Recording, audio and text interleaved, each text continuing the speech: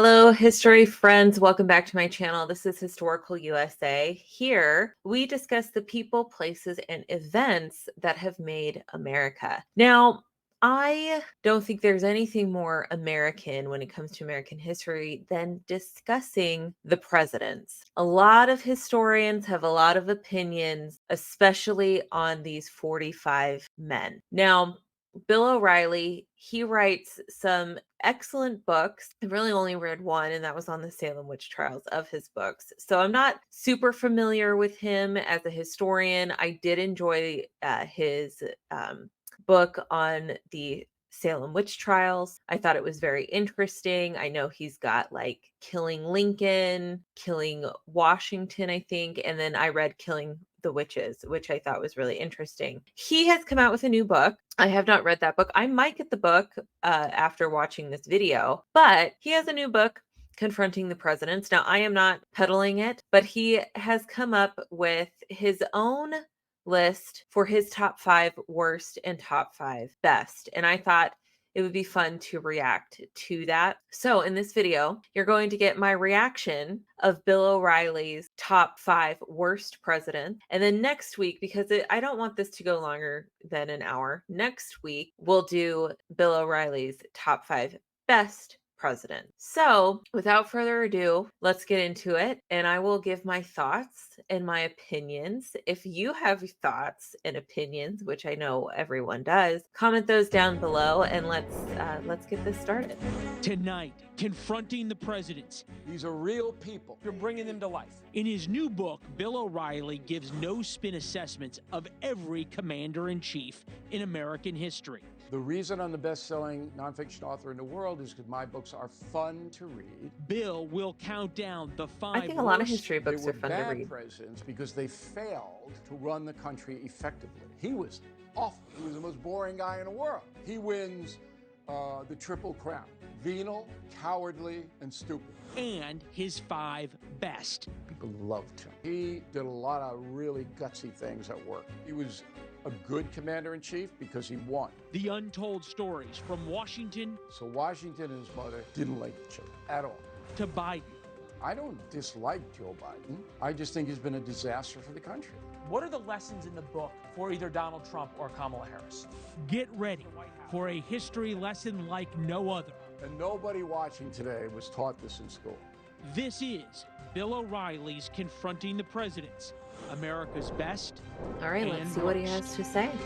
Bill O'Reilly and his writing partner Martin Dugard have become a publishing phenom. And if you didn't know that already, Bill's happy to tell you. You are the authors of 18 #1 bestsellers, at least that's what it says. What do you mean? Wow, I didn't know he had 18 books. Just Okay. okay. That's what it is. 18. Let me just cut through. Dugard and I are the most successful nonfiction authors in the world. Killing Lincoln, killing Kennedy, killing Reagan. As evidenced by his massive collection of presidential memorabilia, Bill O'Reilly obsesses about the American presidency, thus confronting the presidents. Okay. No-spin assessments from Washington to Biden. What does a no-spin assessment entail? It basically means that we are going in with no agenda. My job as a historian is different than most historians because I want you to know the person. You say confronting the presidents. What are you confronting them? I think a lot of historians want to know the people that they're studying. So I don't know why you said it that way. That's weird. That's usually the historian's job, is to try to uncover who people were. With strengths and weaknesses. That's actually a good you're question. Assessing their strengths and weaknesses. Yeah, it's a simple concept because I'm a simple man. Did the president you are? I also think it's dangerous for Bill O'Reilly to say no spin, because every historian knows that we inherently have a bias. I think the premise is interesting. The thesis is very simple, but that's where I think it will get into the weeds Most historians that endeavor to do something like this, they go in with a specific thing that they are looking for. So for example, one book I read was a historian examining the presidents by how well they stuck to their constitutional role as the executive. Another you could look at is looking at these men in how popular they were at the time. I think not a lot of presidents, but there are several presidents that are unpopular by today's society, but at the time, at their respective times, they had quite a bit high approval. Andrew Jackson comes to mind. Andrew Jackson, a lot of people don't like him. They would put him as one of the worst, but he was popular for his time. So there's ways that you could look at that. What was their popularity in the context of their time? And then you could look at their accomplishments. Do their accomplishments outweigh their failures? So we'll see what he means by strength and weaknesses. I think those two things are subjective. So we'll see what he says. About help or hurt the country. That's how you write history, not 800 pages about Grover Cleveland running around in upstate New York. Grover Cleveland's mom wouldn't even read that. As we go through, we have your list, top 5 worst, top 5 best. I would love to read a book about Grover Cleveland running around upstate New York. I actually have read a book on Grover Cleveland, The Forgotten Conservative. Really good, by the way. Harder to pick the top 5 worst or harder to pick the top 5 best? The best were because most of the presidents of the United States were caught up in circumstances beyond their control. That's number one. Number two is they're just regular people who got into this situation, and how they reacted defines them in their office. So we start the countdown with Bill O'Reilly's 5th worst. The 14th man to hold the office, Franklin Pierce. Pierce was pro-slavery, despite coming from New Hampshire. He signed the Kansas-Nebraska Act, bringing on a guerrilla war in Kansas between pro- and anti-slavery factions. He enforced the Fugitive Slave Act, and that's not all. Franklin Pierce was a drunk, number one, and that really affected his ability to make decisions and to even function on some days. And his wife was appalled by his condition, and there was friction. Pierce looks a little serious there, right? He's giving you a little look, the little penetrating gaze. But in his pocket, you don't see it in the picture there, there's a flask. See? Always had something there. Yeah, he was always at the ready. A big tippler, and then he lost a child, and he never really got over that. And then he had a nervous breakdown that nobody knew about, and that affected the way he ran the country. And then slavery was the white-hot issue, and all Pierce wanted to do was just get rid of it.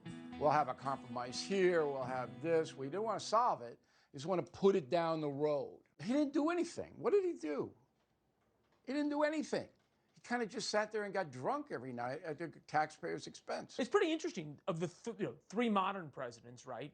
Bush, Obama, Trump, not drinkers. Teetotalers.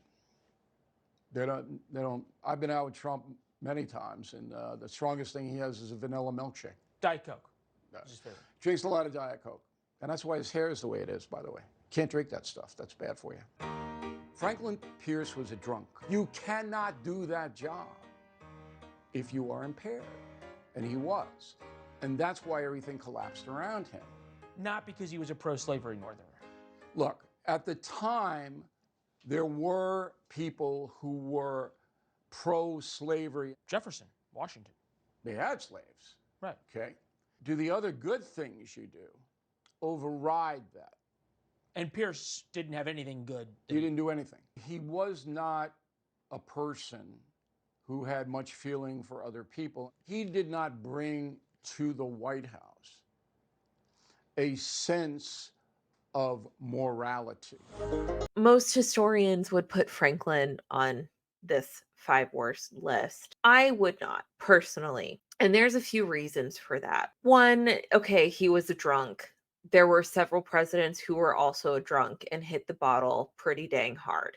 Grant comes to mind. Andrew Johnson is another. There are several presidents that had an issue with alcohol. So I don't necessarily discount that. But I do have a lot of empathy for Franklin Pierce. Franklin Pierce and his wife Jane had a lot of tragedy in their life. Before the election of 1852, Pierce had essentially retired from politics before the convention, the Democratic Convention of 1852. He was a senator from New Hampshire, a pro-slavery Northerner, but his wife and him had taken a step back from that. However, the nation was pretty polarized at the time. This is pre-Civil War. We're right on the eve here. And the Democratic Party itself was pretty divided. And Pierce was in a really unique situation where at the time conventions was where they nominated their candidates. Not like today where you could go and vote in a primary state by state. No, it was you voted for electors who went to the convention and voted on your behalf. At the convention, the Democratic Party is very split. And Franklin, after 49 ballots, wins the nomination purely because the party saw him as the least contentious candidate. Being from the North and also pro-slavery, he could, I believe that they felt that he would be able to not just reunite the party, but maybe bring some kind of unity into the office of the presidency and the country itself. Pierce, however, was marred with unsurmountable tragedy going into the office of the presidency. About 2 months before his inauguration, his family was in a train accident. Now, everyone survived the accident except for one person. And unfortunately, that one person was Franklin's only surviving son and child, Benjamin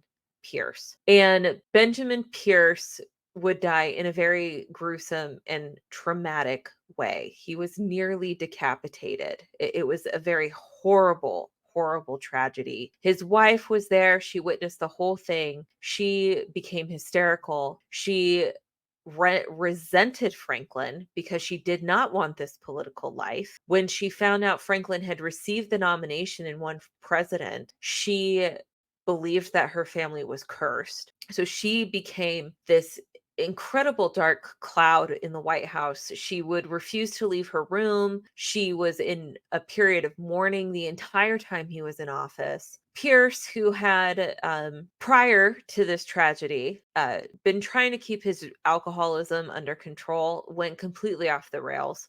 He totally fell off the wagon. He didn't only fall off the wagon, but the wagon ran over him a couple of times. But to say he didn't do anything, I think is not fair. What he's criticized most for is the Kansas-Nebraska Act. However, like most things in history, hindsight is 2020. Franklin Pierce clearly went into the White House with a goal, and I believe that goal was to establish a transcontinental railroad, and he was going to do that by any means possible. And Stephen Douglas, who most people know is the man who ran against Abraham Lincoln, he presented this bill. He presented the Kansas-Nebraska Act. Douglas was the author of that act. And the Kansas-Nebraska Act allowed territories to decide whether they would be free or slave, which effectively repealed the Missouri Compromise. But the other half of that was that it also gave way for the construction of the transcontinental railroad, which I think was Franklin Pierce's ultimate goal. Naively, Pierce thought that by giving the territories the option for a free state or a slave state, he would cool the tension between the North and the South. I don't think he foresaw bleeding Kansas at all and the chaos and the violence that would come out of that decision, but he made it anyway. And I think Pierce, Tyler, Polk, a lot of those pre-Civil War presidents are seen as the worst because the nation at that point was so polarized and so divided. It would be hard. I think any person would have felt like being a president at that time would have been an impossible task. And with Franklin having to deal with the death of his child, the death of all three of his children, actually, at that point. This wife who is resentful of you, hateful towards you, you have an alcohol problem. I mean, I don't know how he did it, and I don't know why he tried to seek a second term, quite frankly, because he did. And of course the Democrats were like, no thanks, in favor for one of the worst presidents to ever come out of the White House. But as an Arizonan, okay, I'm a native Arizonan. I'm very proud of that. I love my home state. Franklin Pierce negotiated the Gadsden Purchase, which brought Arizona and New Mexico into the Union as a territory. So because of that, my home state and all of my ancestors became American. So I have a lot of affinity for that. I think that was a huge deal. And I think he deserves more credit for that. And I have a lot of empathy for him, that it would have been a very difficult time to be president. So that's all I have to say on Pierce. Let's move on. Also, Pierce vetoed the most bills out of Congress of any other president before or since. So I'll just leave it at that. Bill ranks John Tyler his fourth worst president. The Virginia plantation owner became president when Henry Harrison died 31 days after taking office. Tyler championed states' rights, and his failures are too numerous to list. John Tyler, first vice president to take over as president. In the book, you note that his nickname was his accidency. John Tyler was a mediocrity, except in one area. He had 16 children. So he was a kind of lively guy at times. So there's John. He didn't govern very well, saved his energy for other things. One of the worst presidents, and he looks a little tired, and you would be too if you had 16 children. So John Tyler takes over as president in 1841 and does what? Nothing. Because everybody hated him. His own party hated him. Tippy, Canoe, and Tyler too. The only reason that he was on a ticket with Harrison is because he was pro-slavery. And Harrison needed some southern states. That's it. Nobody thought this clown was ever going to be president, Tyler, all right? And then he gets to be president. His own party hates him. Everything he tried to do, Congress said, no, we hate you, we're not doing it. He didn't do anything. Pretty weak guy, right? I mean, he doesn't even fire the cabinet and get his own people in. Well, I don't think he could have done anything. Nobody would even talk to him. But the worst thing, and why he made the list, is because he liked slavery. He liked it. Come on, you can't do that. There were others like Washington and Jefferson who held slaves. They didn't like it. They were conflicted about it. Okay, Tyler wasn't conflicted. He wanted more of it. Let's bring it on. Awful. So that wasn't a tough call at all for me to put him on the worst list. He was a cheerleader for slavery. There's nothing else that he did because he served such a short time. He got nothing done at all. Nothing. But even some presidents who got a lot done have earned spots as Bill O'Reilly's even worse presidents. Who's worse than Okay, a John Tyler. pro-slavery I would not put John Tyler on this list either. I'm sorry. Now, the reason why he had 16 children. So John Tyler was a widower when he entered the White House. During his presidency, there was a very bad accident when he was aboard the USS Princeton. While he was aboard the Princeton, a cannon exploded. It didn't explode out, it exploded on the ship. And it actually killed several people, one of them being Julia Gardner's father. Julia was on the ship, the USS Princeton, along with John Tyler and her father. So she witnessed all of that. Julia was 21 years old. John Tyler was 51 years old. So there's about a 30-year age gap between the two. Tyler comforted his soon-to-be wife, and they would marry, and she would be the youngest first lady in history. Now, to say that John Tyler loved slavery, I think is a bit of a stretch. And I don't want to see any slave owners on Bill O'Reilly's best list if that's going to be his criteria.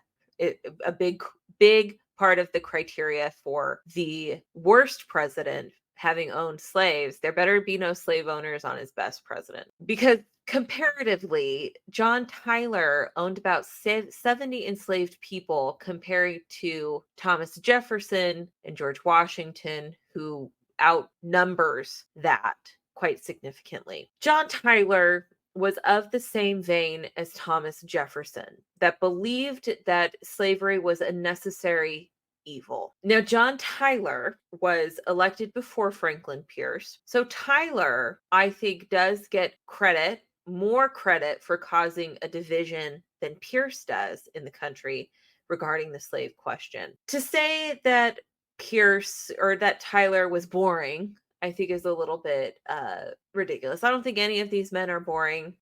However, if we're going to say, well, because he's boring, he should be on the worst list. Well, I think then you need to switch out John Tyler with Millard Fillmore, because Fillmore by far is the most boring president we've ever had. And of course, people aren't, running to write biographies about John Tyler, but to say he didn't really do anything, I also think is ridiculous. John Tyler is the one that annexes Texas. Now, whether you want to say that that was Congress or whatever, that happened under John Tyler's presidency. And Tyler was the one to successfully negotiate that annexation of Texas. So to say he really didn't do much, I think is a little unfair.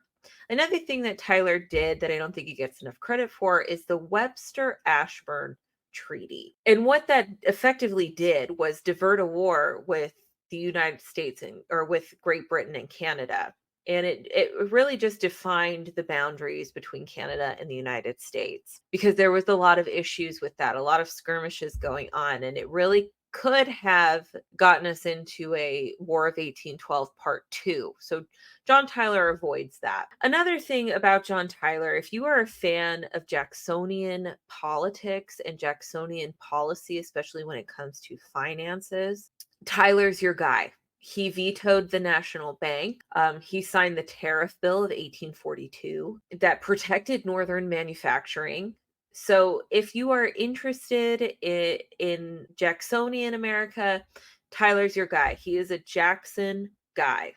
And another thing about Tyler is he is the first president that is put in the position of being an accidental president, of having the president die in office, and you now have to take up the mantle of that presidency. What is that going to look like for a vice president stepping in that role for the first time? Tyler steps into that role and makes it his own. And he really sets the precedents for anyone that comes after him that's going to do the same thing, such as Theodore Roosevelt, LBJ, Chester Arthur, those presidents that have to take up that role, or those vice presidents that have to take up that mantle as president. John Tyler stood on his own in a lot of ways.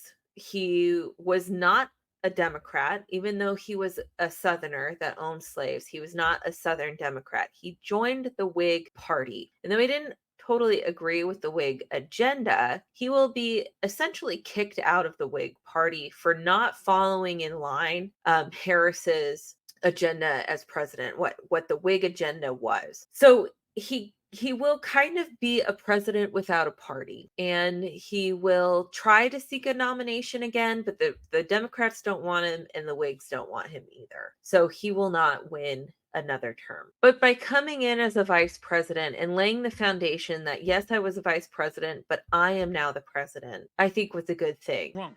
How ridiculous is that? How crazy is that? When we continue.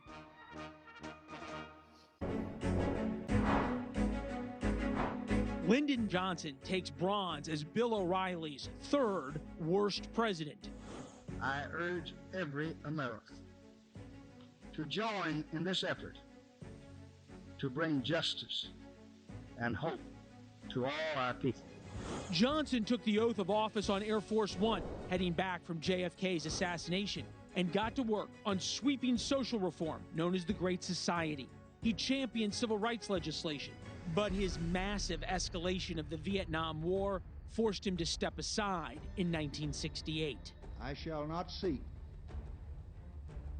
and I will not accept the nomination of my party for another term as your president. You give Johnson credit for the Voting Rights Act, for the Civil Rights Act, for Medicare, which at the time took a lot of political muscle, and he spent a lot of political capital to get through. Yet he is the third worst.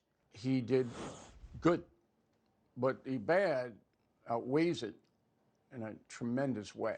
Jimmy Carter bowed to the Soviets, led to a terrible economic crisis in America, the Iran hostage crisis. You got Herbert Hoover, couldn't figure our way out of a Great Depression. What is it about Johnson that was so awful that it outweighed the three huge achievements and still ended up worse than Carter and Hoover? There are two reasons why. Number one, he was a crook. So Johnson trafficked with his crew in blackmail. He lived across the street from J. Edgar Hoover, and their hobby was blackmailing people to get what they wanted. And they set up a bordello, a brothel, and some big politicians used it. And they used that because they were secretly taping against those politicians. So Lyndon Johnson, bad. Number two is he put his own self-interest above the lives of the American military. So it was all about Vietnam. 80%. And the Vietnam War was a catastrophe to this country. And he knew it was going bad, but he wouldn't admit it. So he's telling the American people, oh no, we're winning.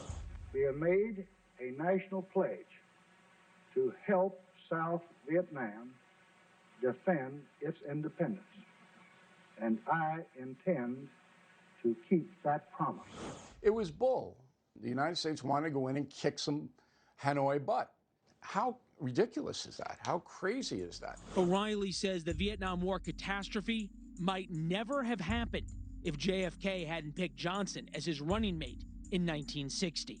August 17, 1960, from then Senate Democratic leader Lyndon Baines Johnson. So he's writing to his pal Omar Burlington in the House of Representatives saying, hey, the Kennedy brothers are very, very smart to pick me because now they'll take Texas and the South, which was true. The Kennedys didn't like Johnson because they thought he was a hillbilly, and he knew it. But he took it that LBJ wanted power, and he was right. They won the election. One thing that JFK did do that most people don't know is that he would have pulled the troops out of Vietnam. He had signed the directive to pull them out, the U.S. troops. And then he was assassinated, and one of the first things that Johnson did when he took over was to tear up that directive. Man, you have it out for Johnson.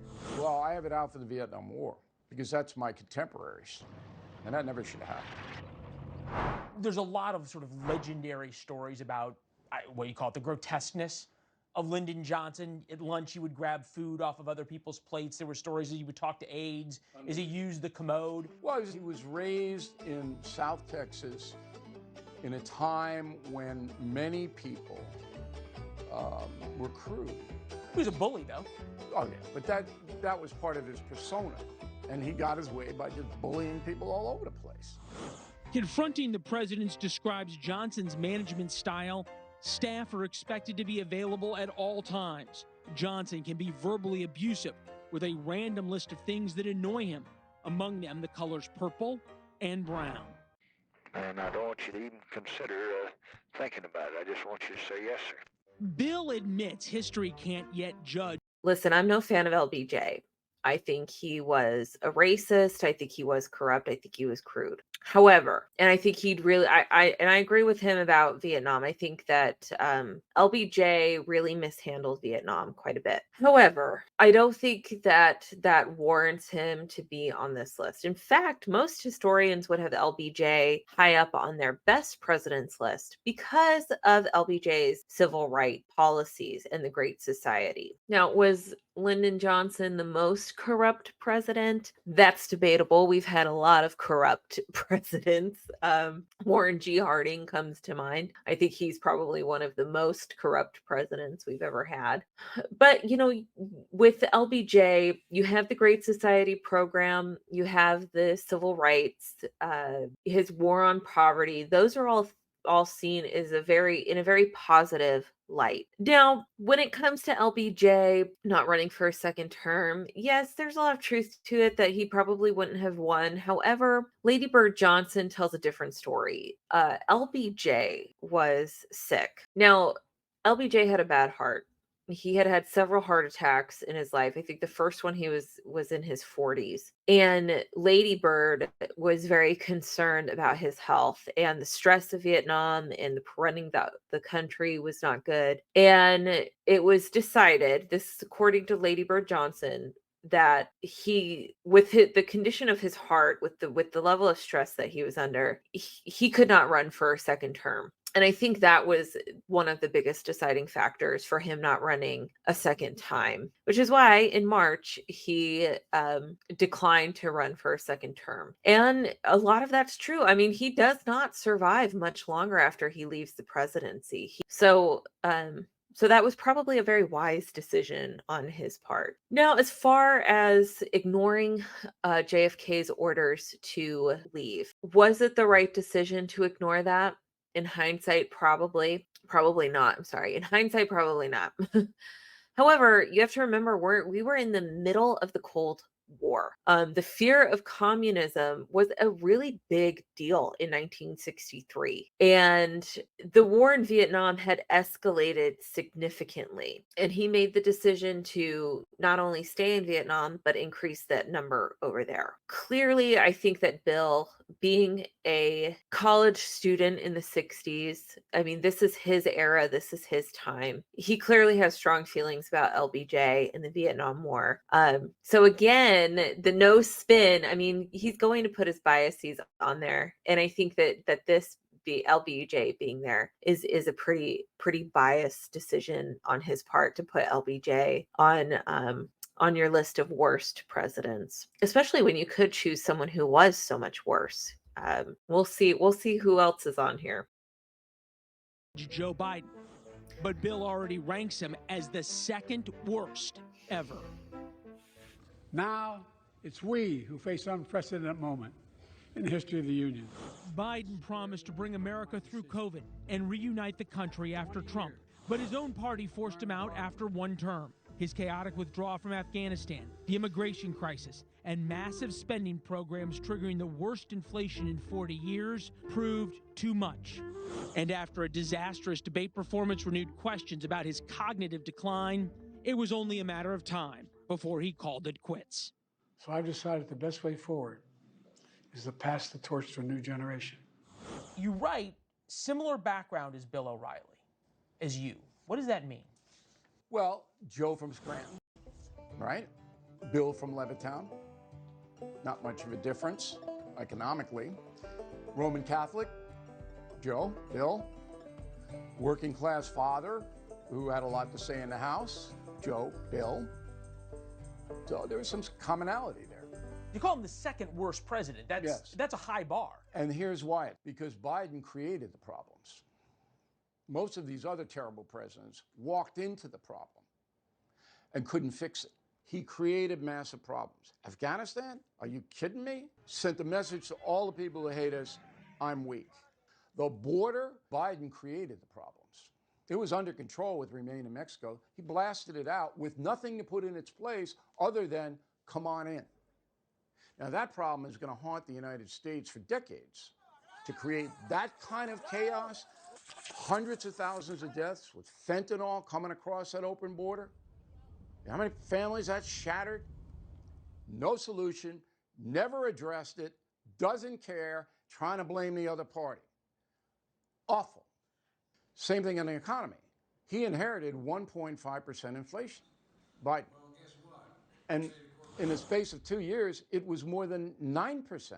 Inflation crushed and continues to this day to crush working class Americans. All I've seen from Joe Biden is I'm going to do what the Democratic Party wants me to do.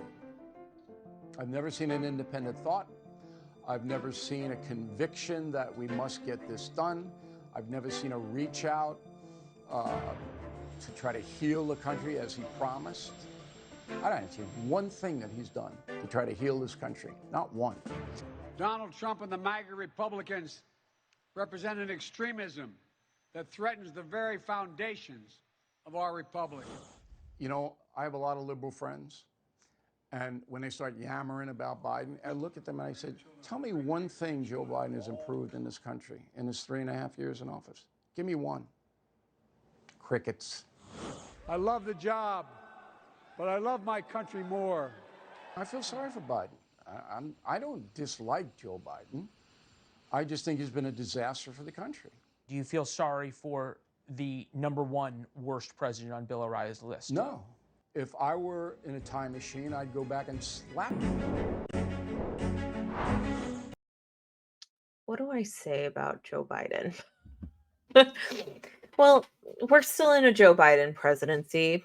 I would say clearly this was filmed before Hurricane Helene, because I think that he will be judged very harshly on his response to that disaster as well, as he is being judged now. It's difficult because we're still in a Joe Biden administration. Do I think he has time to turn things around? No. However, with the state of politics, he's so fresh in the political mind that, like, let's say Bill O'Reilly was a liberal Democrat. I mean, he could easily put Trump in this slot, and I think most Democrats would. But I think that historians will look back on Joe Biden's presidency and they will judge it harshly. Will it be put in the second to worst president list? I don't know. There's still a lot of unknown and a lot of questions that need to be answered when it comes to Joe Biden's administration. I agree with him on a lot of those points. You know, the way that he left office, is leaving office, I think is going to be a thesis topic for a number of books and a number of historians to study and explore. Bidenomics, the Inflation Reduction Act, all of these things that he has done in his term are being judged in the present right now. Do I think Biden deserves to be on the top 5 worst list? I think that in the minds of half the country he does, but time will tell and history will tell us, and the study of his administration and the long-term effects, the short-term effects after he leaves will also tell us. So that's kind of what I'm going to put it at that. I think Joe Biden is too fresh in the political mind to be considered on any sort of list like this. But I think politically, a lot of people have opinions right now on where they would put Joe Biden. So, because we're all living through it right now. The worst president ever has some competition. Richard Nixon resigned over Watergate. Jimmy Carter brought us 10% annual inflation. But for Bill O'Reilly, the worst is an easy choice. James Buchanan of Pennsylvania ran the country immediately before the Civil War. And O'Reilly says Buchanan could have prevented it. He leads the league by a big margin. Not even close. This guy was the worst. I've studied this man, and it's just incredibly fascinating to me how inept he was. He stood for nothing. Nothing. So the big story was, we got to avert the Civil War. Okay? The South is starting to attack Union depots. They're storing arms. They're organizing in brigades. They're terrorizing black people. They're... As if keeping him in slavery wasn't terror enough. Right. And Buchanan knows this. He does nothing. Doesn't send federal troops, doesn't cut off money. In fact, at Fort Sumter, when the Union forces are around, he wouldn't send ships to help them. And at some point, you're putting somebody into an impossible job. Could anybody have prevented the Civil War? I got a letter from Harry Truman that says if Andrew Jackson had been the president before Lincoln, there wouldn't have been a Civil War, which is probably true, because Andrew Jackson would have gone down there early before the Confederates consolidated their power militarily and kicked their butts all over the place. That's what would have started the war himself. There wouldn't have been a war. And Buchanan sitting up there, oh, let's have another party, have another drink. Big wine cellar, oh, hello. If I were in a time machine, I'd go back and slap him. So Buchanan comes in and does nothing to avert the Civil War. Nothing. And you think that was intentional, or he was just out of his depth? Hard to be a psychiatrist, but I am one of the few people on earth that have his book, all right, written in 1866, signed by him. So this is a very rare edition because Buchanan's book only sold about 3 copies. And he totally screwed up the rebellion, as we discussed. He probably doesn't admit to that. No, he blamed it all on Congress, on the cleaning lady, on the guys who cut the lawn, blamed it on everybody else but him. He blames Congress. Oh, Congress wouldn't do it.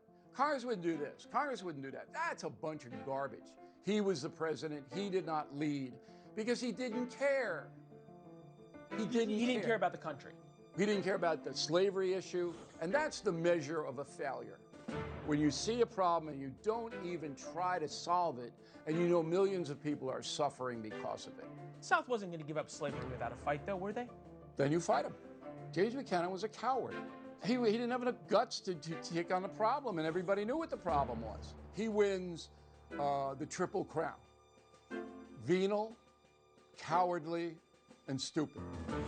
And when I hear Trump say, Biden's the worst president, I go, no. Okay. Now, we all know why Trump's saying that. The worst vice president in history. He's the worst president we've ever had. And okay, he's not reading James Buchanan's biography like I did. Of the bad presidents, those who were bad for America, was there a common personality trait, a common character flaw? They were bad presidents because they failed to run the country effectively. And the most common failure was they didn't look. I don't think it's a shocker that Buchanan is on the list as worst. I think he's on almost everyone's historian. Every historian I know has Buchanan as the worst. So I don't think that's a shocker to anyone.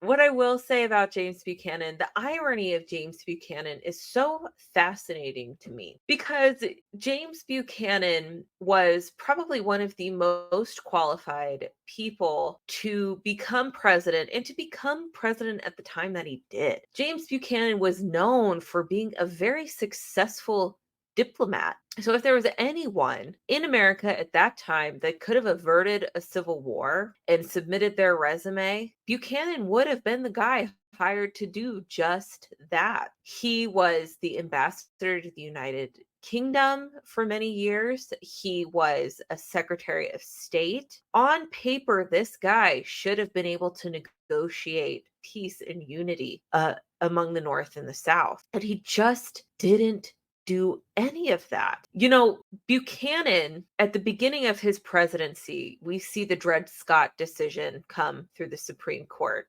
Taney rules, and Buchanan effectively goes, that's that. Now everything's put to rest. Everyone just move on. Black people aren't citizens, they're property. That was essentially his attitude. The Supreme Court's ruled, and we're not going to make any more fuss about it. And buried his head in the sand as the country fell apart. Now, unlike John Tyler, who I don't think I mentioned this, but Tyler, after the Civil War breaks out, he actually joins the Confederacy. He sides with the Confederacy. And I think most people would think that Buchanan would do the same thing with his attitude towards slavery and his unwillingness to do anything regarding the subject, especially when South Carolina secedes. I mean, Bill O'Reilly is right. Buchanan did nothing. He just felt that they had the constitutional right to do what they did, and he just let them do it. And there is an argument for that. However, Buchanan stays loyal to the Union. He does not join the Confederacy like Tyler does. And ironically, while James Buchanan is seen as the worst president, his first lady, his niece, Harriet Lane, is seen as one of the best first ladies. So I find that really ironic. Harriet Lane was an icon of her time. She was fashionable. She was a patron of the arts. She was she was a philanthropist. How do you say that word? She poured her time and money and resources into education. She was an advocate for Native American rights at a time when, when all kinds of social injustice is happening. She was praised. She was beloved by the American people. So I find that is really ironic. I think there's a lot of ironic things about James Buchanan's presidency, but he is seen as the worst president. So there you have it. This is his list for worst presidents. I'm kind of shocked that, he neglects Millard Fillmore. He was one of the most boring presidents and did hardly anything. I'm shocked to not see Herbert Hoover on this list. I'm shocked to not see Andrew Johnson. I definitely would have put Andrew Johnson on this list.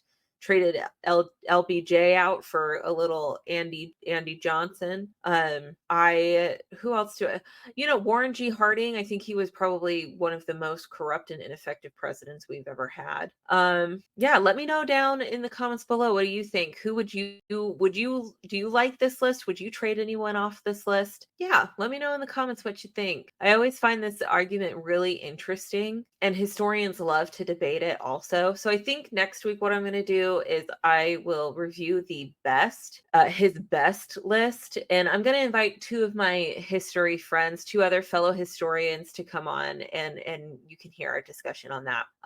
Thank you guys so much for watching. It was awesome doing this. I know that you have been asking me to do more reaction videos.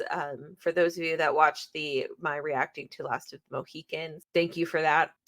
Support my channel. Make sure you give this video a thumbs up. We're taking a little of a hiatus from the podcast. I also have a podcast. I'm taking a little bit of a hiatus. I'm in the middle of my graduate program right now, so that's taken up a considerable amount of time. So yeah, I hope you guys enjoyed this video. I hope you learned a little bit more of a deep dive into some of these presidents. Yeah, let me know what you think down in the comments below.